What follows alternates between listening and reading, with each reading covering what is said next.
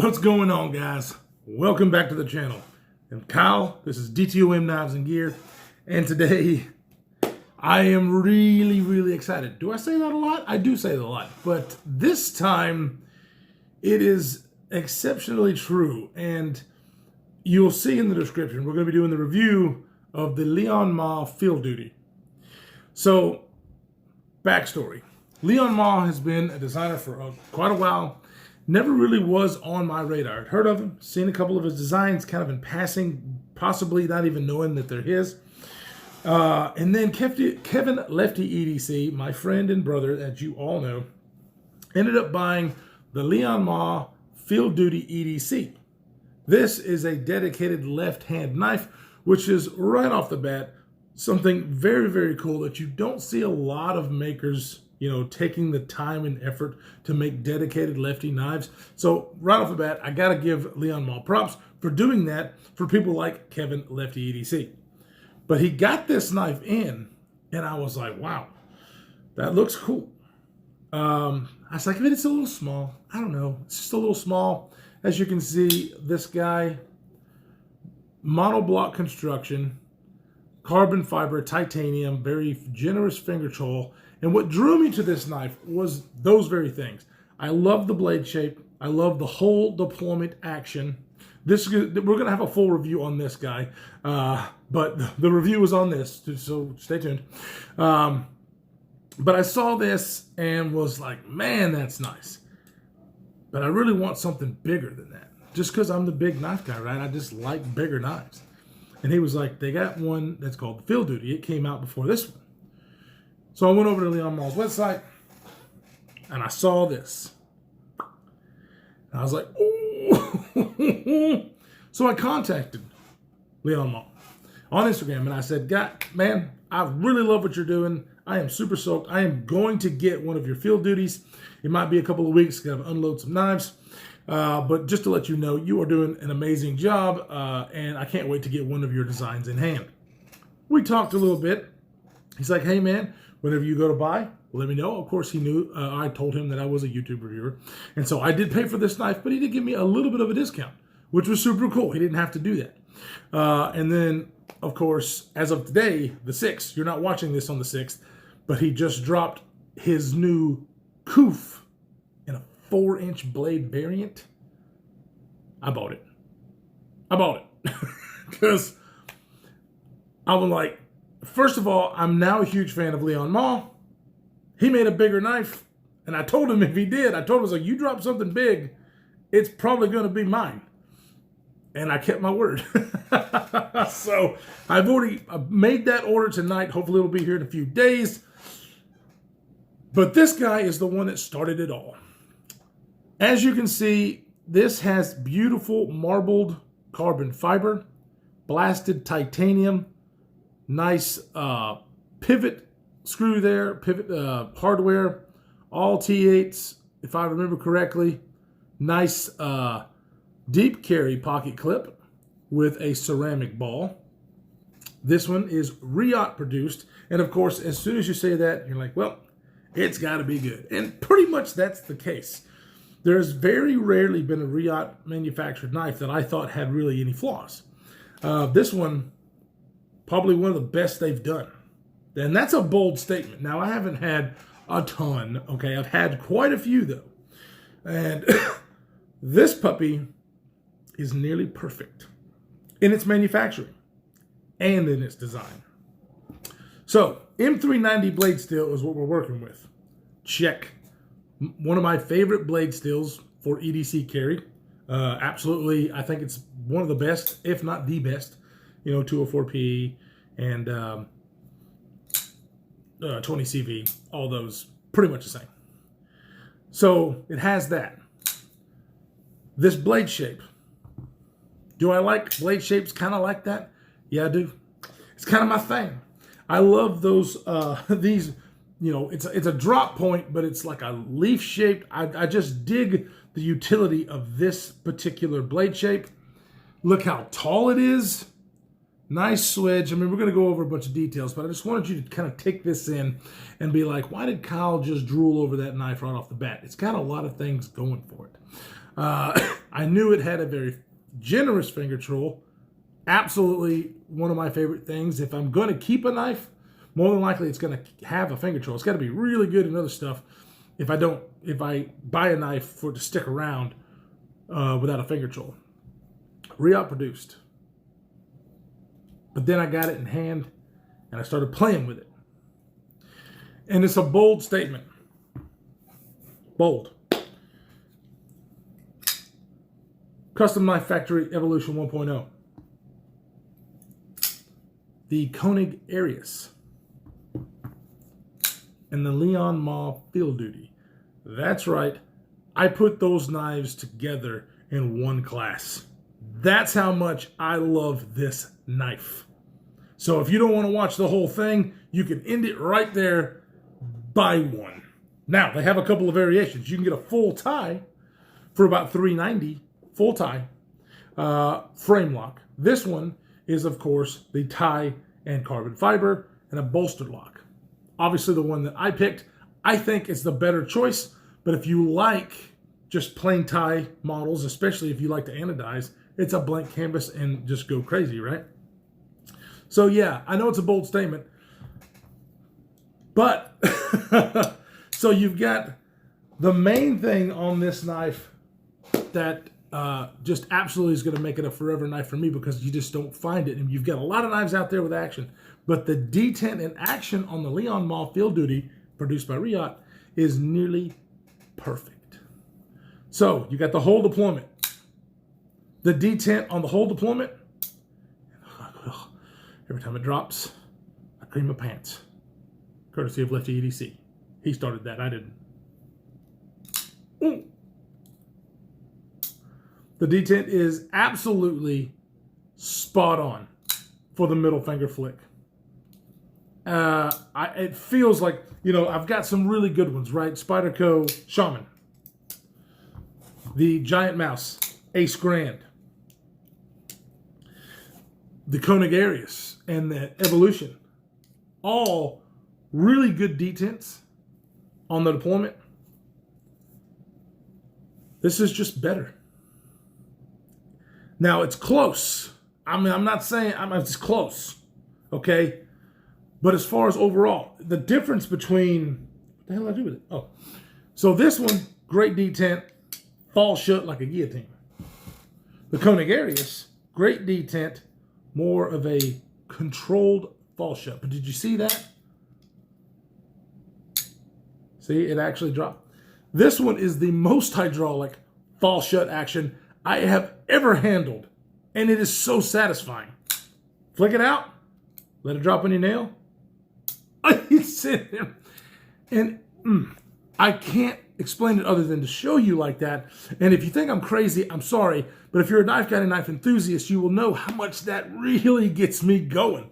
Because this knife is one of the best knives ever built. The Koenig Arius. And the action that is on this guy is amazing. I just did a comparison video between these two grill knives. I actually like the action on this knife better. It is that good. Trust me. I got this out of the box. And it wasn't right out of the box like this. But I didn't adjust it. I just flicked it and dropped it. And flicked it and dropped it. And it has broken in to some of the best action I've ever felt on a knife. So that is why I got so excited about it. All right? Because of the deployment, the detent, and the fall shut action. Because those are very important to me. However, what else does it have? It can't just have that, right? The ergonomics on this knife are awesome. Now, you'll see you have a generous finger control. Check, that is exactly what I want. And then this is somewhat neutral. It gets a little bit fatter back here and rounds off at the end. So I think that this knife is going to be ergonomic for any hand size. Now, to choke back position, I've still got enough room to barely get 4 fingers on this knife in the choke back position, and my finger lands on jimping. So if I need some reach, I've got it. And it is still comfortable. However, obviously, now a lot of knives are not like that with a finger control. Keep that in mind. But it is very, very comfortable. But this finger control and the way my hand sits here, the jimping going all the way up right there, which is a one-directional jimping, which means you are getting traction going this way and not this way. Genius. Somebody, I want to say, I think it was a YouTuber who actually nicknamed that the Razorback. I could be totally wrong. I think I heard that. I can't remember which one. Was it Dr. Frunky? I can't remember. But anyway, nice name. The jimping is absolutely wonderful because it goes all the way up here, one directional. Back of this, I've got my thumb on the jimping, and then even in the choked up position, my thumb is right there on that jimping, a little bit past, but this is like the most comfortable. I can do anything in this position and do it all day long. One of the other reasons for that is because of the contouring that we have on the handle. So this is contoured carbon fiber, so it's rounded out here. We'll do some specs and get thicknesses and all that jazz. So it fills out my big hands very well. However, it's not the chunky, it's not like very thick. I mean, it's just average thick, I believe, that fills my hand out well. I mean, because so most people, even with, if they got smaller hands than me, I believe will do just fine with this knife. And that's why I think it is so perfect. The opening hole I really like because guess what? This gives you plenty of options. This is a very nice hole that is a tad, maybe a tad bit sharper than some of the other ones, but you can still see that there is chamfering around it. It's not like they left a 90 degree. I've seen, chamfering on the holes be a little bit better. Like on stonewash blades when it really gets off. This one is a stonewash up here, satin here. So mainly the portion, you can't see what I'm talking about. It's a stonewash up here. So mainly this portion and the inside is really rounded off. It's the portion down here with that blade grind goes up to, which is just a tad bit sharp, but it's not as sharp as most of your freaking Spyderco holes that are not, tumbled. You can see your fingernail coming off. You really can't see your fingernail coming off with this guy. But I love the position because you get so many options. The forward finger. I mean, I'm sure I could probably do, I could do the ring finger. And I could probably do the pinky. I never can do the pinky. And then, of course, one of the things that's really hard for me on a hole deployment is to do the thumb action. Or do the thumb deployment. I can't talk. On this knife, it is super simple. And I think it's because of the elongated hole that it has. Because I start down here and just kind of course I had to fail it, and just kind of whip it out. So it's better this way than it is on like the Spyderco, where I can get it with the hole, but it's just not as intuitive to get it with the thumb as it is the middle finger flick. With this guy, it's just as easy both ways, but of course, I never do the thumb flick. I always do the reverse flick because that is so amazing on this knife. It's not even funny. I know I'm hoggling, guys, and you're going to have to forgive me, but that's how much I love this knife. Closer look here. I want you to see, you see the raised lip right there around the pivot? That is a super nice attention to detail. You see that? That is actually, somewhat hard to manufacture there to get that right, to make it where it looks smooth.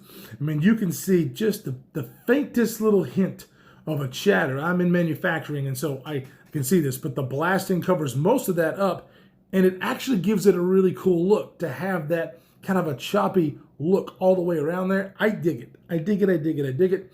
And I think that is a really nice touch, something you don't see very often. The transition between the carbon fiber, which is very freaking beautiful, and the titanium is a seamless transition. You can't feel anything going across it. With my fingernail, it's not catching on anything. And that's on both sides. Now, obviously, you have the bolster lock here, so that's going to do it. But other than that, perfect. As with most shredded or marbled carbon fiber, you're going to have voids every now and again.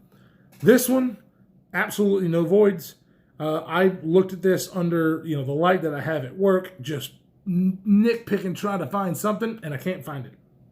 That's not going to be the case for every knife, more than likely. I'm just to warn you, because marbled carbon fiber is just the nature of the beast to have a little bit of voids.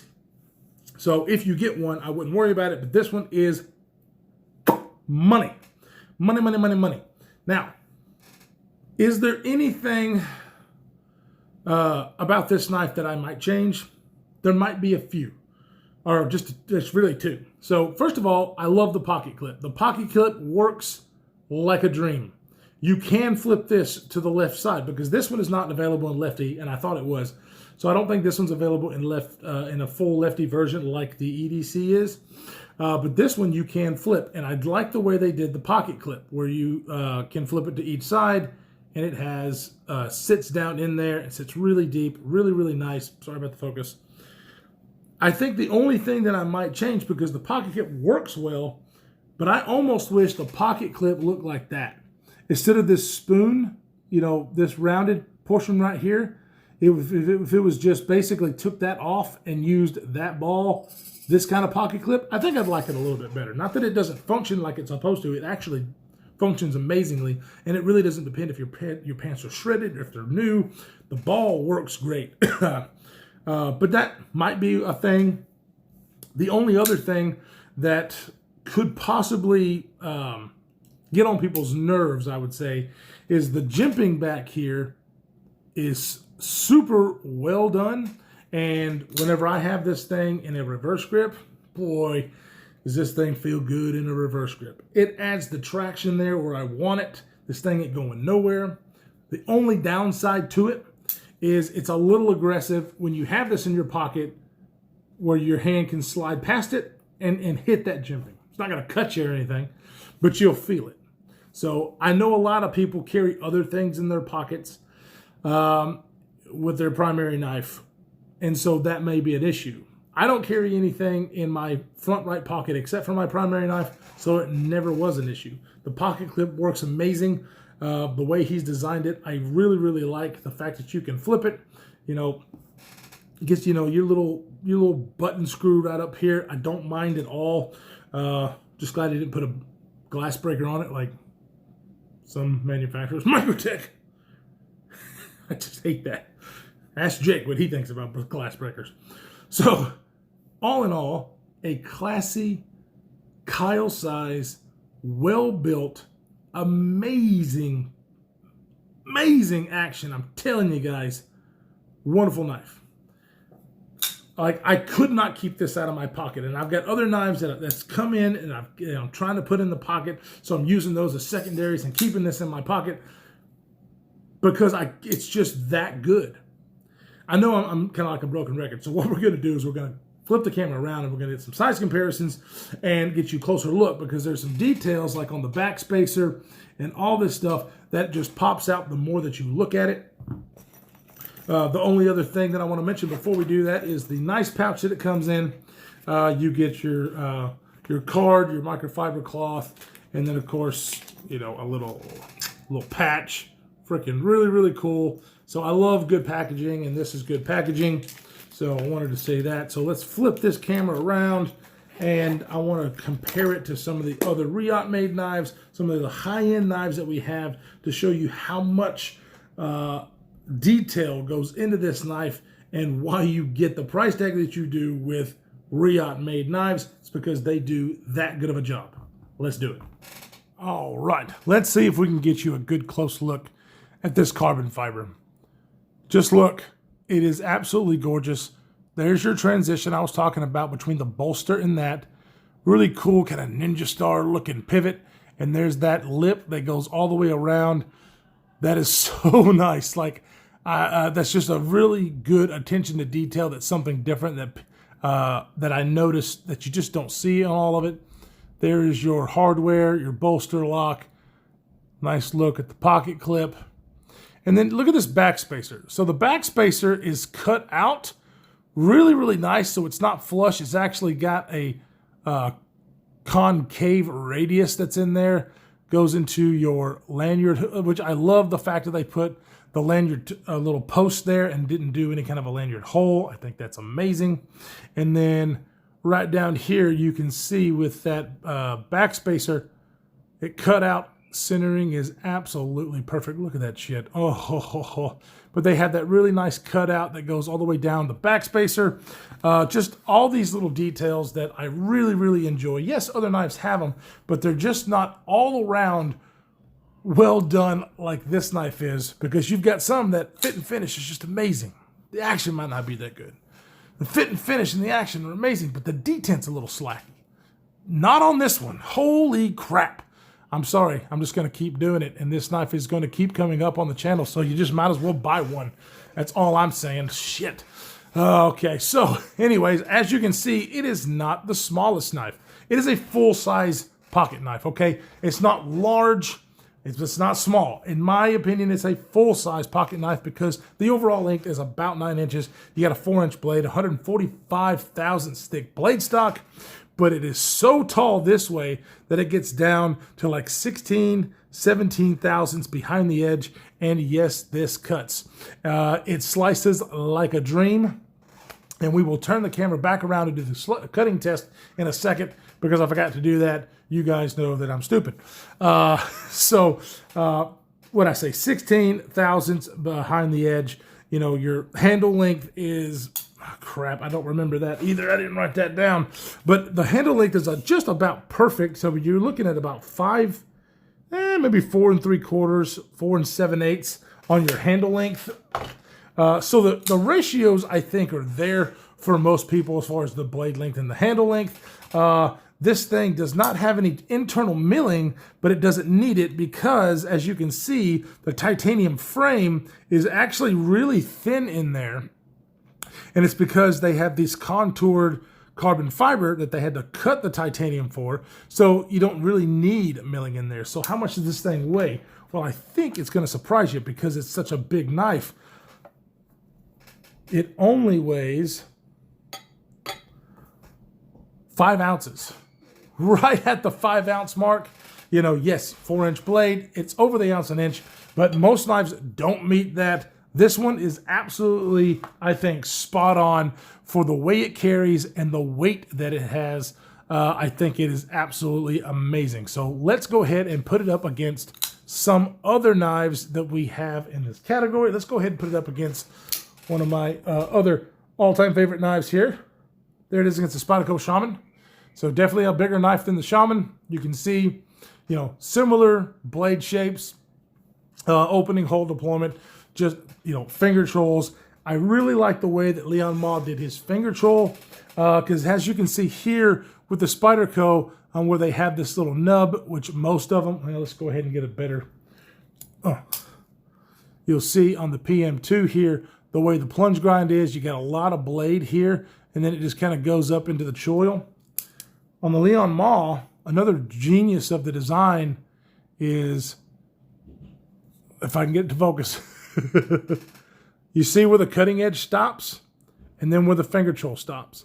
So you're getting maximum cutting edge even with this finger troll, and with the finger troll, you don't have to worry about it nipping your thumb or your finger right here because the cutting edge stops right back there, which is amazing for sharpening and also to keep your fingers safe. So I think it's a very well-designed knife, especially in that area, which basically makes it pretty perfect. Sorry, hitting the camera. Let's go ahead and put the Spyderco PM2 back in there. You can see definitely bigger than the PM2. As far as the thickness, compared to the Spydercos, which is what you will probably most likely find, it's about 511 thousandths, 528, and then 450 basically. So it is thinner than the Shaman and thicker than the PM2. So right there in the middle. I think it's a great ratio, great thickness for an all-around ergonomic knife.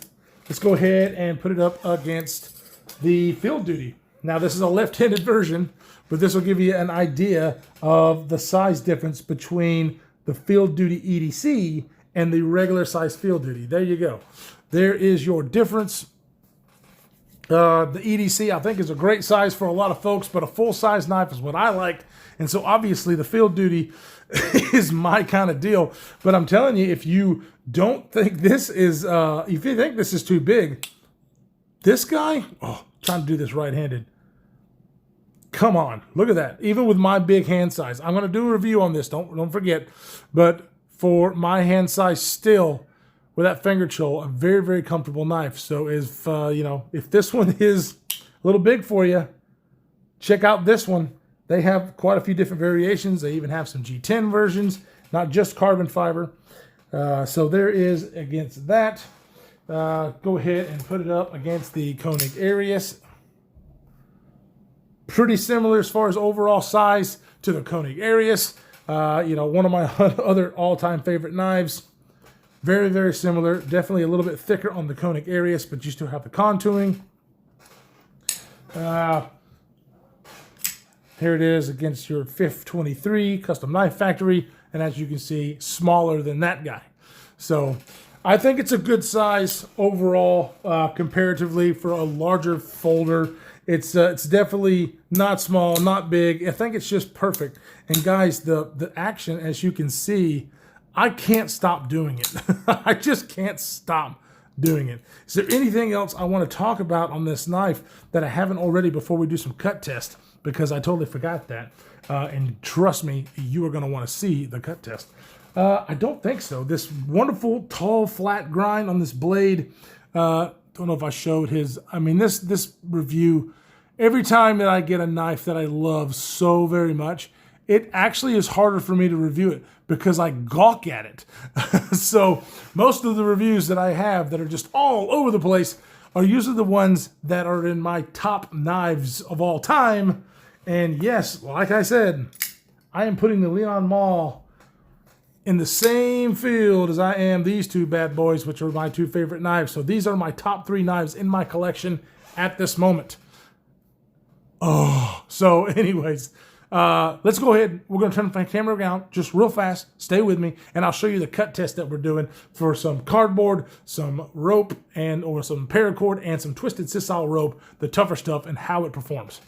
All right, so we've talked about everything that makes a good knife for a knife enthusiast. The fit and finish, the action, the deployment, the detent, the things that really tickle my fancy as a knife collector. But it's a knife, right? How does it cut? That's the question. Let's just see. So we got some cardboard.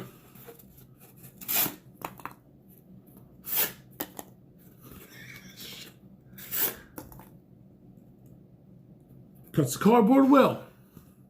I'm not going to go crazy. What about the paracord?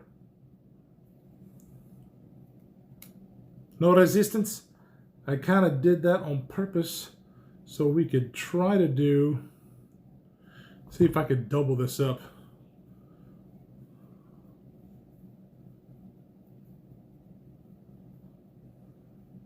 I don't think I have enough. I don't have enough. Do that again, just so you can see. Resistantless. This is the tougher stuff. The twisted sisal rope almost always gives something, or knives, a little bit of run for its money, right? So let's see how it does with the tough stuff. The twisted sisal rope.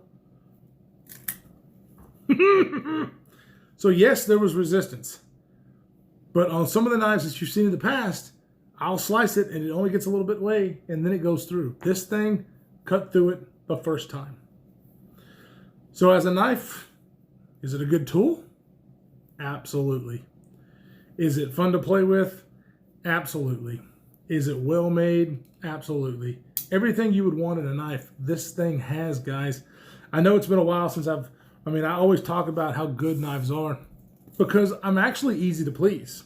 I really am. Unless something is really crap, I'm going to say it's good. I don't want to say it's great, but I'll say it's good. There's really not much that's not great on the Liong Mah Field Duty. I can't keep it out of my pocket, and I foresee that still happening even though the review is now over. And it makes me sad that the review is over, and now I don't have another reason to keep it in the pocket. But that's how much I love this knife. I can't wait to get my hand on the 4-inch Koof. that is coming out that I just ordered. So Liong Mah, if you watch this video, keep doing what you're doing, brother, because you're killing it. This knife, I think, is a sleeping giant. I don't see many of them on YouTube. There's a few. I'm hoping to change that. So obviously, I'm going to let some folks, get this knife, review it, and see what they think. I want to see if I'm crazy, okay? Do I have a bias? I want to see if I have that bias that a lot of people talk about. I'm trying not to have it, but it's just hard whenever something is this good. So you will see this knife on a couple of other channels coming up soon. Definitely check out those reviews so you'll know, okay, well, what does somebody else think? Not just Kyle and his giddiness. Because I'm like a little schoolgirl when I find something like this that I really, really like. I mean, even as so far as just the intuitiveness of whenever I flick it out and just turn my hand, I'm there. I'm right there in the cutting grip that I want. It's just amazing. Guys, if you're still here, thank you. I really love you all. I will have the Liong Mah website listed down below so you can go and check these out. They're also available in other retailers, but you can go to his website and see a bunch of his different models and see what tickles your fancy there. I highly suggest this guy, but if you're looking for a smaller knife, the Field Duty review on this is to come, but I'm really, really excited about this as well. And now that I've got it in hand, and I might have to get the Field, I'm going to get the Koof, the big one. I got this one, and I'm probably going to have to get the Field Duty size to have a set, right? Getting a whole set would be nice. I'm probably going to have to do it. So anyways, guys, stay safe in this crazy world that we are living in, and we will see you in the next one.